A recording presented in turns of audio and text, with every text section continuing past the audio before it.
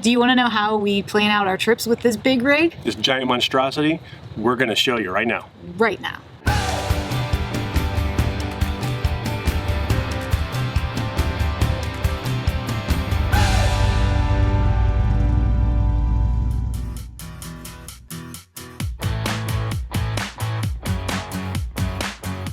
We get asked all the time about several things regarding travel with our RV. First off is, how do we find spots? How do we plan?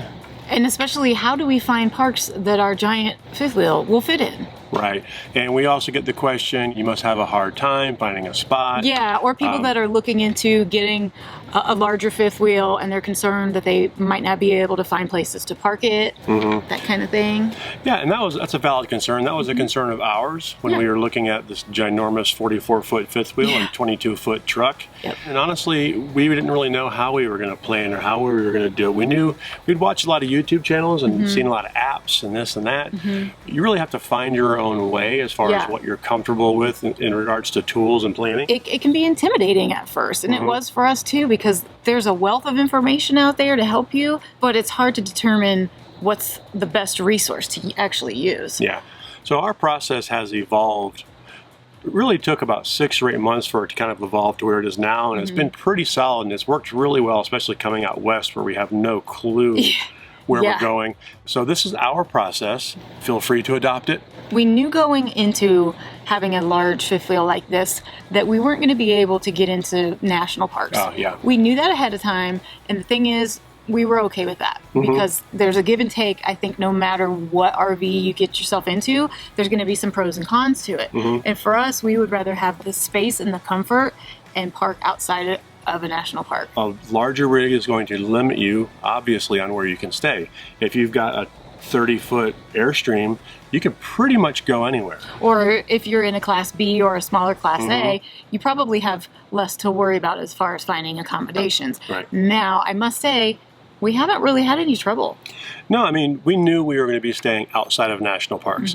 Right now, we're in Moab, and we are about 4 miles from the entrance to Arches. Yeah. You know, we knew we were never going to be inside the park, but we knew we were going to probably just take Lucille or the truck in to the national parks. Honestly, I'm okay with that because some of the bigger national parks, like the Grand Canyon or even Acadia up in Maine, it can be so crowded and so busy that I'm kind of glad that we didn't park in there. I also like exploring the smaller towns that are outside of it that we usually end up in. And I mean, for us, it's worked out really well. Yeah. And another key for us is we're planners. We don't like to wing it with this big thing. If you've got a smaller rig, you might be able to just kind of, oh, let's go over here and we'll find something. We don't like winging it. We don't like winging it because we are large and in charge. I was gonna say the same thing. It makes me nervous when we don't have places to stay several months in advance. So right now it's the beginning of the summer and we have our reservations booked up until, October? Yeah, end of October? Into November, actually, I think.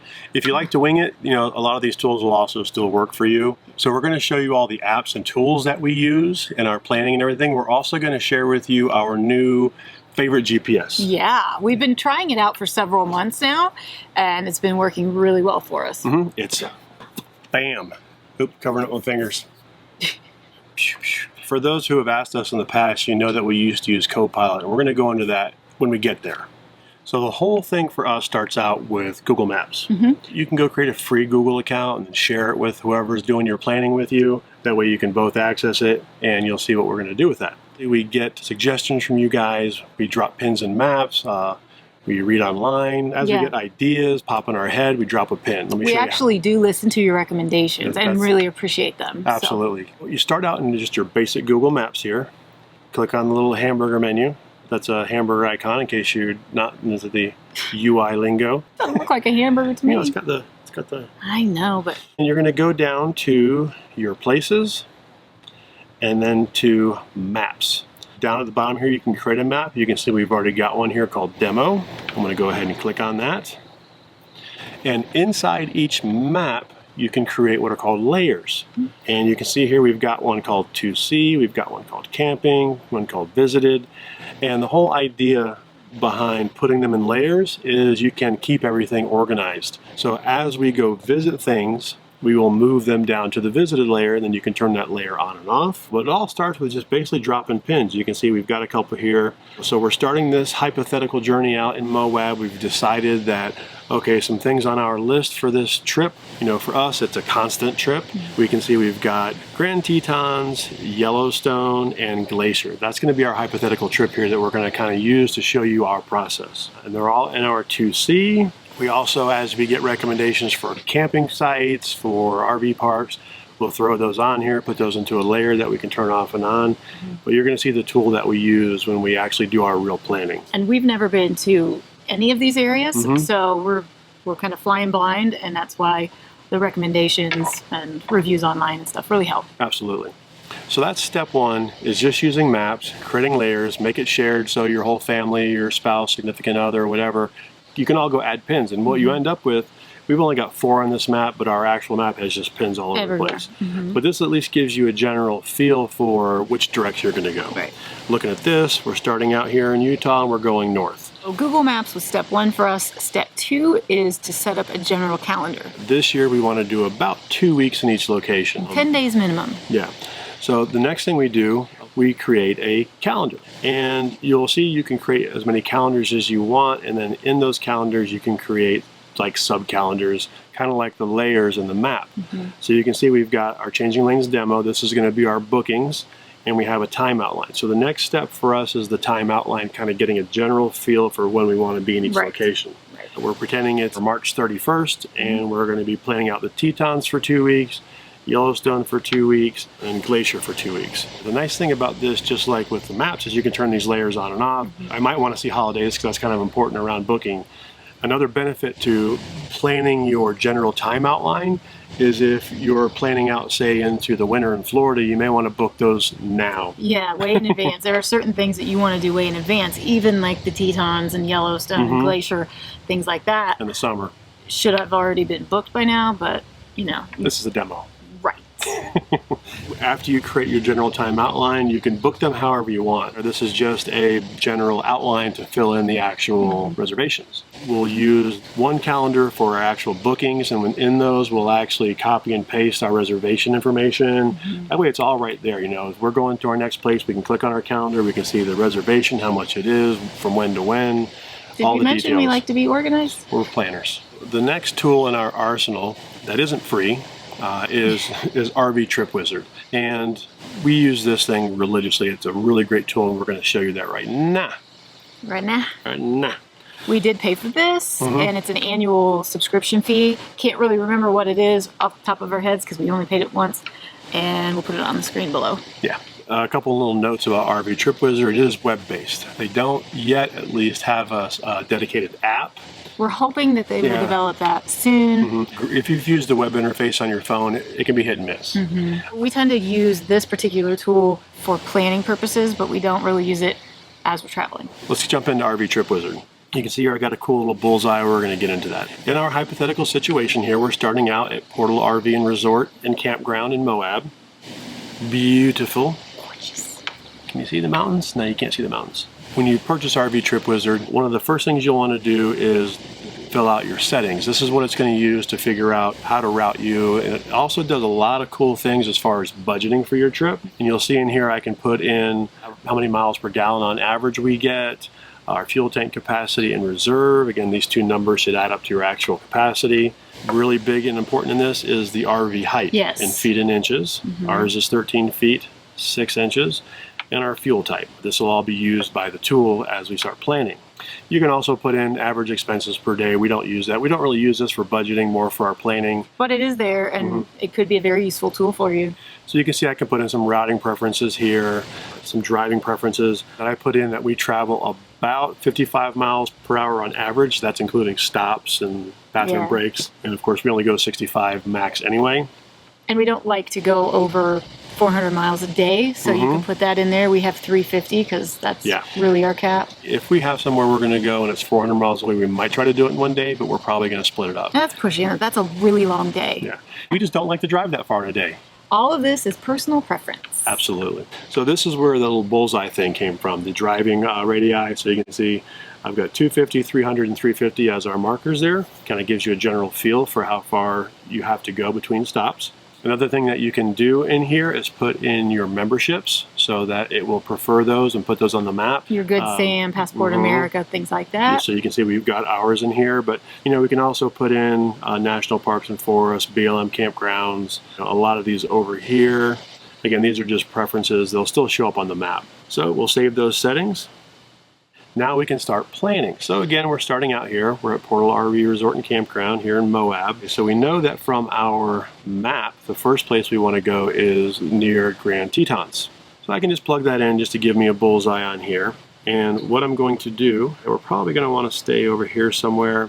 But now that we're in here, I can start turning some things on. So I can turn on parks, and it's going to start showing me parks. I can see that there are quite a few places to stay around here, a little bit too many. So we're going to filter it down a little bit, and we're going to click on our research tab here. And let's start out with only 5 stars, because why not? We can also say park features. We want big rig access. Definitely. That's important to us. Pets allowed, it's fine.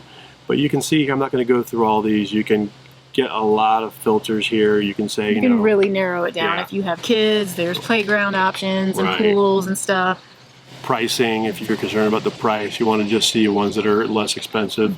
So I've got big rig access and 5 stars here, and you can see that. Let me click this over. This is my apply or take away filters. Turn them back on. And it's a little bit restrictive here. There aren't a whole lot of places. We could probably do with 3 or 4 plus stars. Yeah. So as I click this, you'll see my parks go from 11 to 27. And you'll find that as you start calling around and booking, if things aren't available, your criteria and your filters will start expanding down to 3 stars, 2 stars. So hopefully you don't have to go that far out. Yeah. So let's just take a look here. It looks like this place is kind of right on the entrance to Tetons there. Looks like a good place geographically. Obviously, you want to start with the best places geographically that meet your criteria. So let's just click on that one. Teton Valley RV Park, 4 stars, 121 reviews. And that's the other cool thing about this is all the reviews from campgroundreviews.com are built right in. So let's take a look. So we're thinking we might want to stay here. Looking at the information here. Go to the features. I can see some of the features of this park. A nice thing on here is I can see that it's got AT&T and Verizon, which is good for us. It's got Wi-Fi, but even though it says it has Wi-Fi, you can pretty much count on it sucking. We'll show you in a little bit, but we do our own research on the connectivity part of it. Yeah, but here I can go to the reviews. I can see, wow, 5 stars, 4.5 stars, 3.5. You can also see some tips and Q&A in here from other users of the app. You can go see the weather. I kind of like this because you can see the average forecast throughout the year. Another cool thing is you got their phone number, you can go right to the website, boom. And a lot of times the website will immediately give you kind of an idea for how professional the place is. Yeah, this is a nice looking website. It looks like it's got booking online. We're internet people. We like to order stuff on Amazon. We like to click, boom, it's at our house in 2 days. Yeah. Same thing with booking. We would love it if every campground, everything in the world were all in one thing. We could click on dates and boom, boom, boom. Yes. Not so. No, I think the majority of the time we have to call, and you'll find that. The plus side on that is that if you're talking to somebody that actually works in the campground, and they know what sites are going to be best for your size rig. So it's a mix. If it's like a Good Sam or Sun RV Parks, a lot of them, the booking has been pretty reliable, and we'll just book online. But if you're not sure, just call. But we're going to show you a couple other tricks. I could go ahead and look and book here, but I'm a little bit curious about what the site actually looks like. This is a nice tool here too, satellite map. It's going to open up Google Maps in satellite mode right to the park, and I can instantly see, okay, look, that looks pretty good, and open We do here. this every time.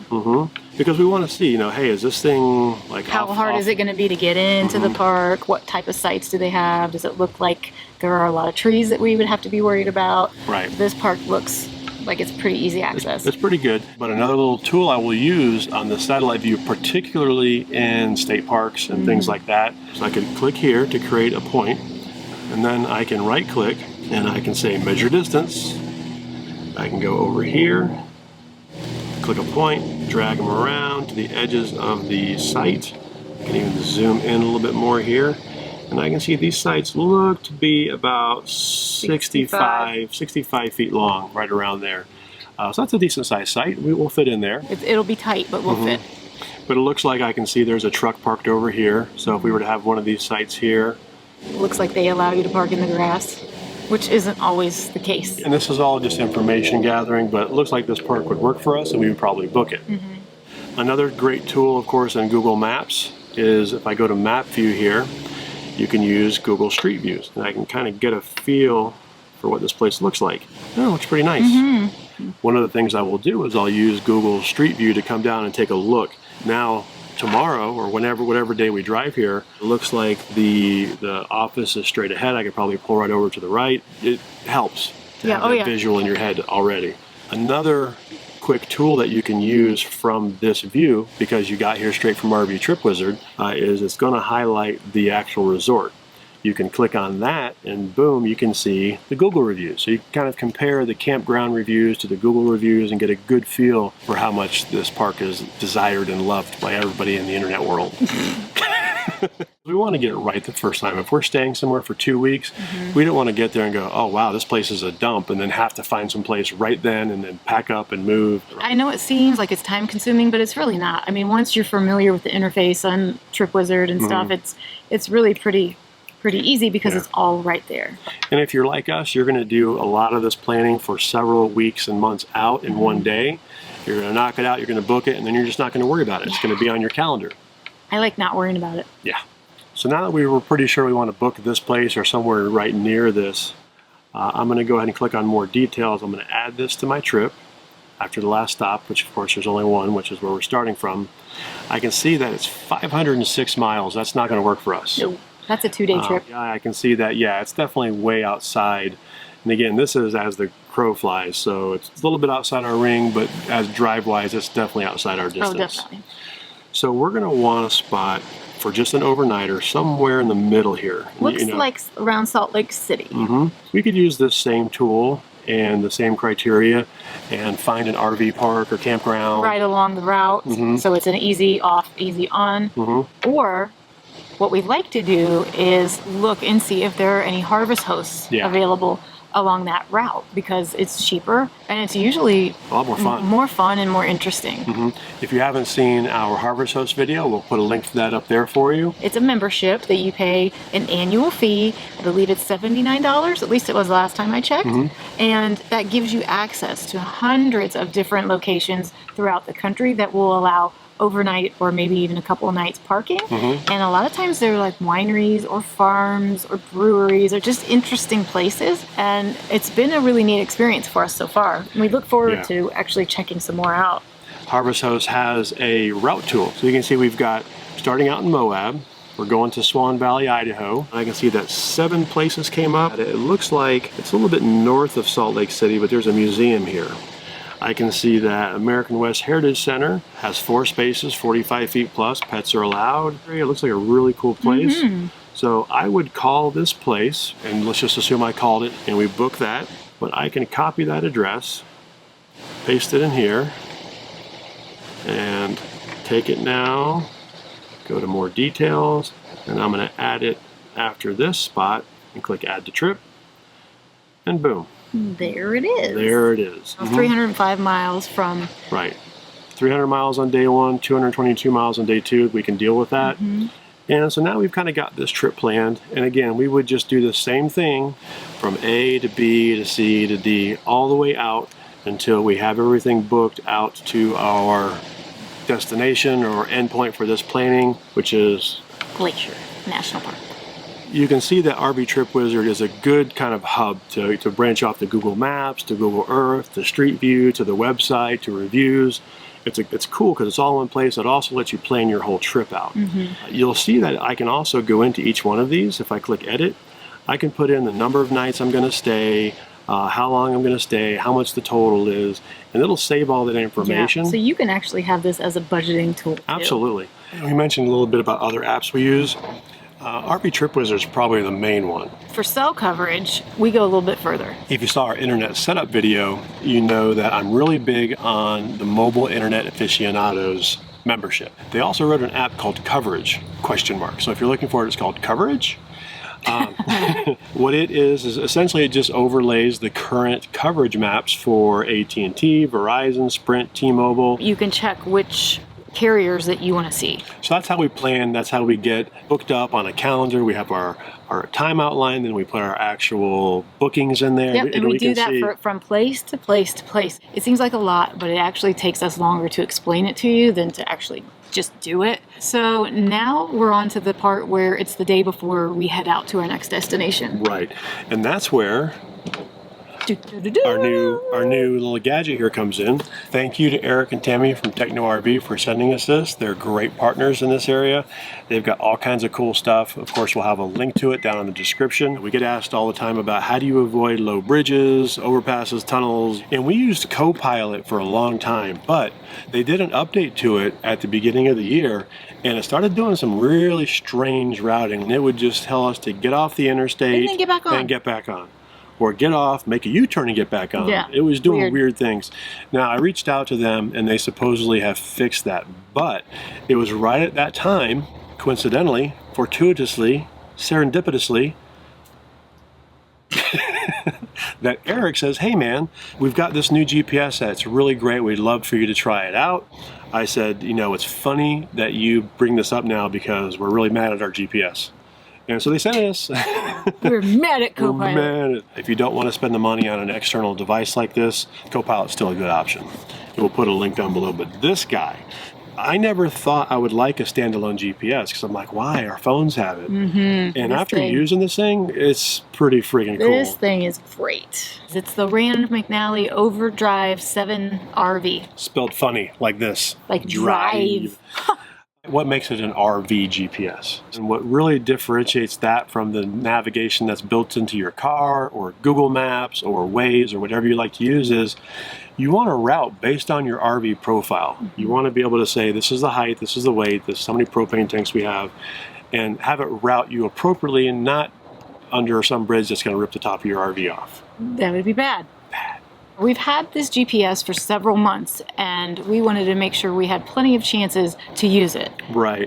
And when we first got it, honestly, we were in the middle of Texas, not near interstates. And one of the things we wanted to try on this was having it find rest areas and things like that along the way. Because that's a challenge. Just rest areas. I mean, there are several apps, and they all suck. I know you're going to say Trucker Path. Then none of them seem to get it right. This thing, we wanted to test it in a variety of circumstances because we don't like to recommend anything that we won't use ourselves and really feel strongly about. So on our T12, the night before departure, along with our other checklist items, one of them is to plan our route.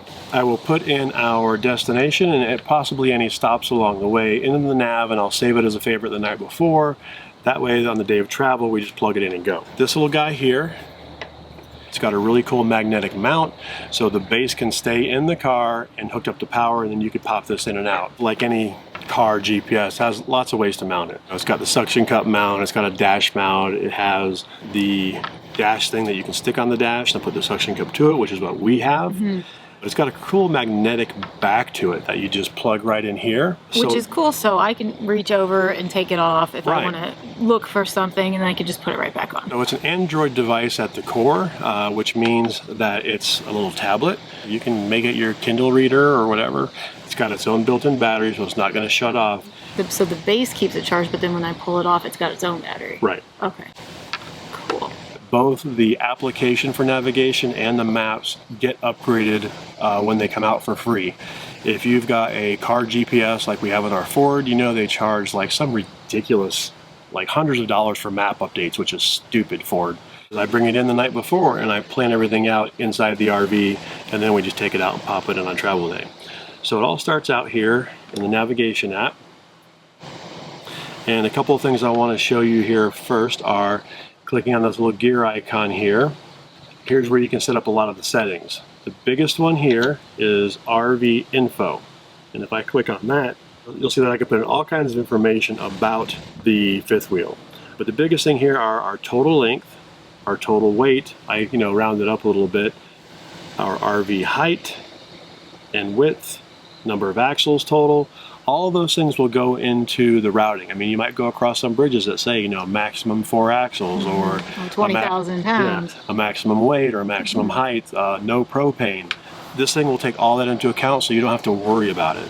We like that. We don't want to have to plan a route and go looking at a map and seeing, okay, that's got a low bridge. We don't want to deal with that. We want this thing to just route us right the first time.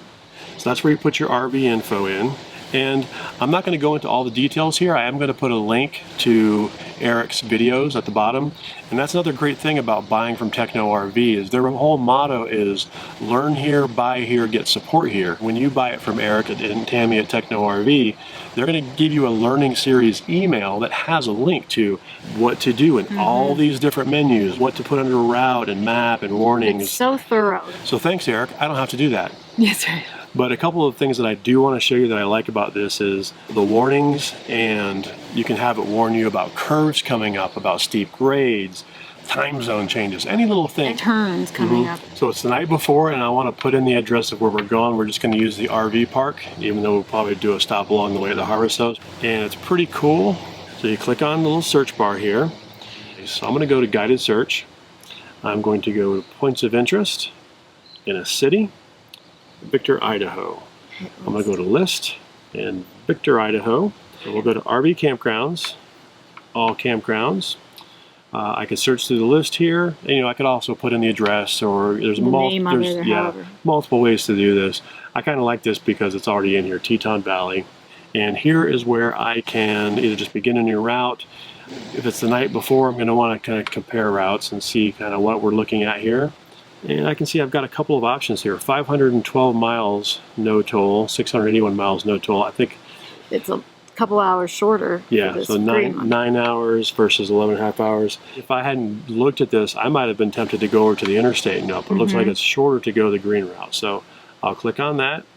It'll start navigating. I don't want to navigate right now, so I'm going to click here. I'm going to click on cancel route, and I want to go back and save that location. So if you look here, it's on my history, and I could just use that tomorrow, hypothetically, if we're traveling, but I also like to just save it to favorites just in case something happens and the next morning I can't find it. I know I've saved it in my favorites. So let's go ahead and navigate. We know we're going to want to probably stop somewhere for lunch or something along the way. Let's see what we've got. So we're driving along, and we can click on the little search thing again, and I can look for parking and rest areas. We can go ahead and say pick the closest one because we've got to use the facilities. Yeah, so let's just say at 128 miles, I know I'm going to want to stop at this rest area. I can click on it, and I can say add as via to the start, and now I've got a waypoint to stop. We added in our stop along the way. I can click on my date and time down here, and I can say, okay, I want to see the arrival time, remaining time, elevation. Don't know why you need that while traveling, but it's there. And if I select arrival time, you can see, okay, do you want your arrival time at your next location for the whole trip? So that's pretty cool. Another thing you'll notice on this is you have an option for live data. I can show traffic, I can show weather. So if I click on traffic, weather, you can overlay live data on your map here, which is really cool for traffic and weather. You do have to have some kind of Wi-Fi running, and that can be, tethered to your phone or a hotspot or whatever. And that's just for the live data and for the traffic. You can overlay temperatures, wind speed, wind is a big precipitation, one, I think. Precipitation and wind. If your vehicle doesn't have Bluetooth integration like ours does, you can actually connect your phone to this and make phone calls. It'll do a lot of things outside of just navigation. We're not going to go into that. Go watch Eric's videos. Turn right. Oh, turn right. Yeah. It's an RV nav, but it's a good one. I don't like to think about where we're going when I'm driving 60-foot of rig. Well, I don't want to have to worry about it. But that's why we put a lot of planning into it ahead of time, so that you can just focus on the driving part. Stay tuned for outtakes. There's a lot of them. It seems like a lot, but it's really not. It's a map, it's a calendar, it's RV Trip Wizard, and the navigation. Yeah. Those four things combine everything to help us plan and execute our travels. Well, and because we try to be so thorough, we haven't had a problem with not fitting somewhere. And like you said at the beginning of the video, what we usually do is take a day and map out multiple location stays so that we can just do it all at one time. And it really saves a lot of stress. Yeah, I know right now we're good. We're golden through basically October, almost November. the rest of the year. Yeah. A lot of people who are just starting out or are getting ready to start out and are thinking about getting a large rig, but they've been warned that, oh my gosh, you can't find any places to fit. If you do your homework, you're not going to have a problem. Yeah, and we know we're not going to stay inside the national parks. It's just not going to happen with this big rig, but we're going to find someplace close and we're going to go explore just like we would anybody else. If you plan and you do your homework right, you're going to be just fine. Maybe you don't want to plan out everything like we do, but plan the big locations like Grand Tetons. Tetons, Yellowstone, Glacier, all those big ones, you should probably do in advance. Yeah, anything that's a big tourist spot, plan ahead. Planning is your friend. Especially with the big rig. Yeah. So check out our website, changinglanesrv.com. We've got blog posts and stuff there that you won't get here on YouTube. And Facebook, Instagram. That's how we interact with you guys. Yes. Any questions? Feel free to ask. And here come the outtakes. It's freaking 1 o'clock. We came out here at like 10. That's how these things usually go. It's not all fun and games making videos. Cancel out. Just saying. Just saying. They can put a blanket. You can't see. There's a ladder over here, so I could climb up on top of this thing, so we wouldn't be in direct sunlight. Energy level up. I started, don't I? Oh, it smells like horse poop. Our internet setup wizard, you know. No. You are the internet setup wizard. I am the wizard of internet setup. We're slap happy. We're slap happy.